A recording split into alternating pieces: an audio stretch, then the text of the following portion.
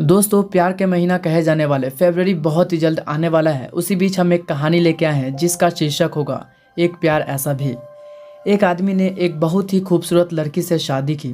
शादी के बाद दोनों की जिंदगी बहुत प्यार से गुजर रही थी। वह उसे बहुत चाहता था और वह उसकी खूबसूरती की हमेशा तारीफ किया करता था, जैसा कि आप सब अपने पार्टनर्स की करते हैं। लेकिन कुछ महीनों के बाद लड़की चर्म रोग यानी कि स्किन डिसीजेस से ग्रसित हो गई और धीरे धीरे उसकी खूबसूरती जाने लगी।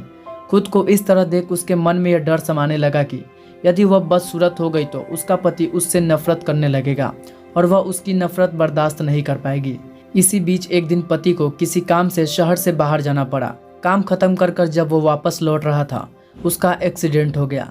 एक्सीडेंट में उसने अपनी दोनों आंखें ही खो दी।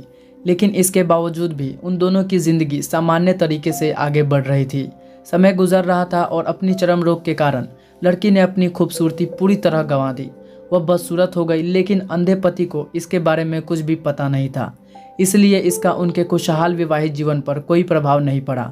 वह उसे उसी तरह प्यार करता रहा। एक दिन उस लड़की की मौत हो गई। पति अब अकेला हो गया था। वह बहुत दुखी था। वह उस शहर को छोड़कर जाना चाहता था। उसने अंतिम संस्कार की सारी क्रियाविधि पूर्ण की और शहर छोड़कर जाने लगा। तभी एक आदमी ने पीछे से उसे पुकारा और पास आकर कहा, अब तुम बिना सहारे के अकेले कैसे चल पाओगे? इतने साल तो तुम्हारी पत्नी तुम्हारी मदद किया करती थी।